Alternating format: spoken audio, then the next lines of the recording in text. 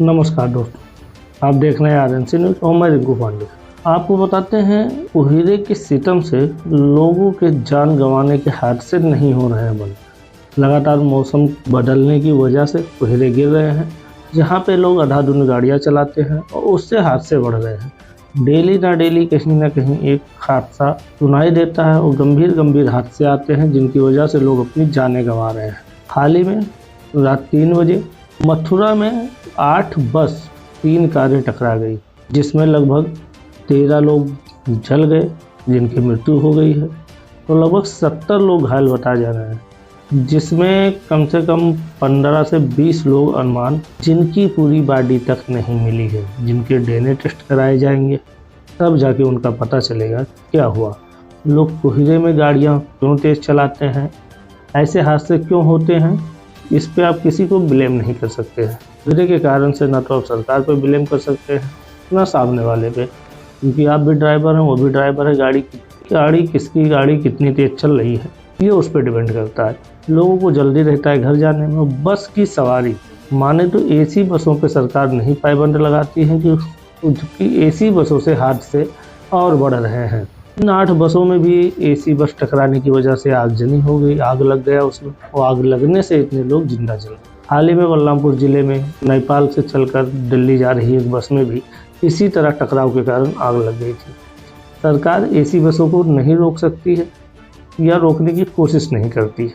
वजह क्या है ये नहीं पता, लेकिन सरकारी बस और एसी बस में कमाई को लेके इतना बड़ा डिफरेंस होने के बाद भी एसी बसों पर रोक नहीं लगाया जा रहा।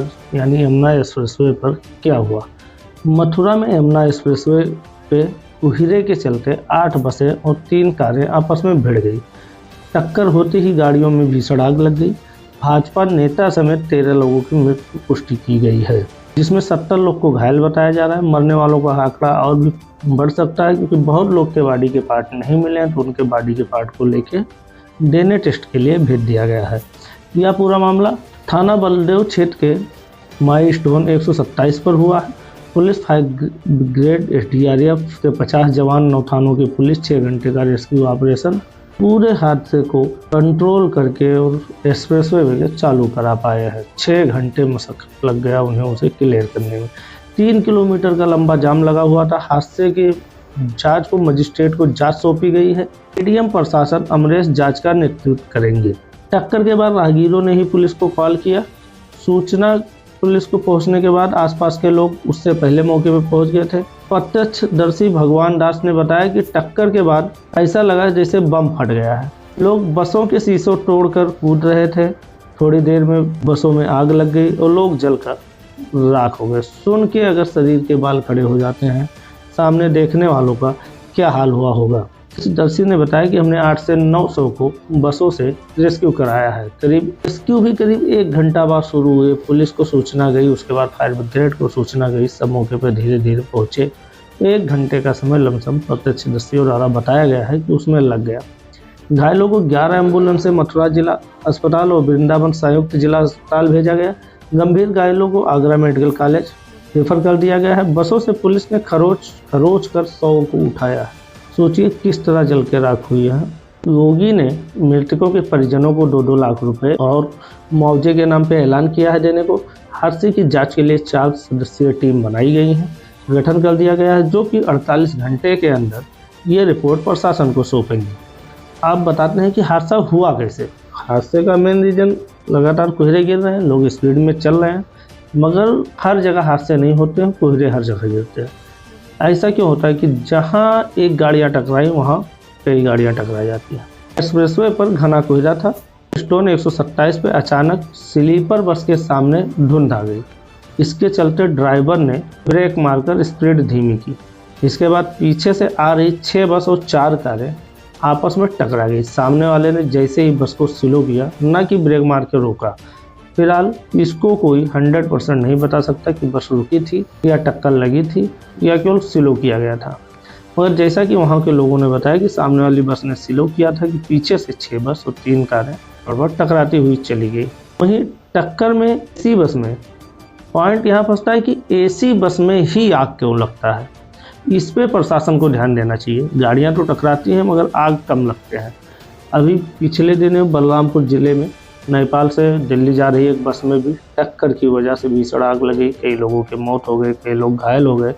मगर प्रशासन एसी बसों पे क्यों कंट्रोल नहीं लगा रही है? हर जगह जाने के लिए जहाँ पे ट्रेन की सुविधा नहीं वहाँ एसी बस लेके जाती है, स्लीपर बस बनते जाती है, अच्छा खासा पैसा लेते हैं, सरकारी बसों से लगभग ट्रिपल किराया भी लेते हैं, फिर भी सेफ्टी के नाम पे इन पे कोई व्यवस्था नहीं होता, क्योंकि हर ज़िले, हर नाके, हर प्रदेश में एंट्री करते समय या वापस आते समय ये पैसा देते हैं। कई बार इन चीज़ों के लिए लोगों ने आवाज़ें उठाई मगर प्रशासन द्वारा इस पर कतई ध्यान नहीं दिया। सेफ्टी के नाम पे ऐसी बसों पे 1% का कोई भी ध्यान नहीं होता।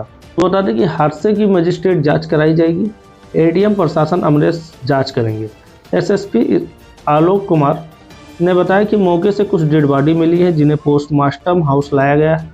जो मलबा और सौंफ के अवशेष मिले हैं उन्हें मर्चोरी में लाया गया है। यहाँ डॉक्टरों के जांच में 13 लोगों की डेड बॉडी होने की पुष्टि की है। इसमें 3 डेड बॉडी की पहचान आजमगढ़ निवासी रामपाल, गोंडा निवासी सुल्तान और प्रयागराज के मुजुद्दीनपुर के हुई है। थाना सराय मनोज निवासी अखिलेंद्र के रूप में हुई है। बाकी डेड बॉडी का डीएनए कराया जाएगा, की मजिस्ट्रेट जांच कराई जाएगी। एडीएम प्रशासन अमरेश जांच करेंगे।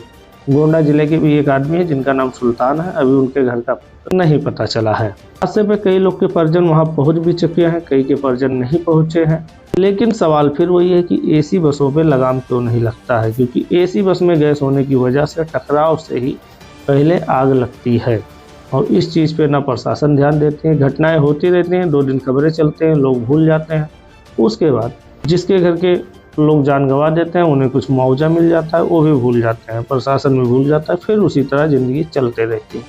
आइए जानते हैं। एसएसपी आलोक कुमार ने बताया कि हादसे में 13 की मौत हुई है और 4 बॉडी का डीएनए कराया जाएगा। 3 मृतकों का शिनाख्त हुआ है जो निवासी आजमगढ़, सुल्तानपुर और गोंडा के बताए जा रहे हैं। इन्हीं के जुबानी सुनते हैं कि पूरा मामला क्या है। अब आगे जांच की प्रक्रिया कैसे क्या होगी, घटना कैसे हुआ, ये पूरा विस्तार से एसएसपी द्वारा बताया जा रहा है। चलिए उन्हें सुनते हैं। ऐसे खबरों के लिए देखते रहिए आरएनसी न्यूज़। खबर पसंद आई हो तो चैनल को सब्सक्राइब करके लाइक जरूर कीजिएगा। एक प्यारा सा कमेंट कि आपको खबर कैसे। आज सुबह यमुना एक्सप्रेसवे पर एक दुर्भाग्यपूर्ण घटना हुई थी जिसमें 8 बसेस और 3 छोटे वाहन टकरा गए थे, फिर उनमें आग लग गई थी। मौके से कुछ डेड बॉडीज जो मिली थी उनको पोस्टमार्टम हाउस में भेजा गया था और कुछ लोगों को रेस्क्यू किया गया था और कुछ को इलाज हेतु भर्ती कराया गया था। जो मलबा वहाँ से मिला या अन्य अवशेष वहाँ से मिले उनको यहाँ मॉर्चरी में भेजा गया था, जिसका कि परीक्षण डॉक्टर्स की टीम द्वारा किया गया है। परीक्षण के उपरांत 13 कंफर्म बताए जा रहे हैं। इसमें से 3 बॉडी आइडेंटिफाई हुई है, शेष जले या आग जली बॉडीज हैं जिनके आइडेंटिफिकेशन के लिए डीएनए प्रिजर्वेशन की कार्रवाई की जाएगी। पंचायतनामा और पोस्टमार्टम की कार्रवाई आप देख रहे हैं कि प्रचलित है और सभी जो बॉडीज हैं उनका सम्मानपूर्वक संस्कार अभी सुनिश्चित किया जाएगा। जो आइडेंटिफाइड बॉडीज हैं उनसे हम लोग उनके परिवार वालों से हम लोग संपर्क में हैं और उनको बॉडी हैंडओवर की जाएगी। इस घटना के संबंध में एक एफआईआर पुलिस की तरफ से दर्ज की जा रही है ताकि इस पूरी घटनाक्रम में क्या स्थिति परिस्थिति रही इसकी गहनता से विवेचना हो सके। सर, जो 3 आइडेंटिफाई हुए कहाँ? उसमें से एक प्रयागराज के हैं, एक गोंडा के हैं, एक अन्य है, उनके भी परिवारजन आ रहे हैं।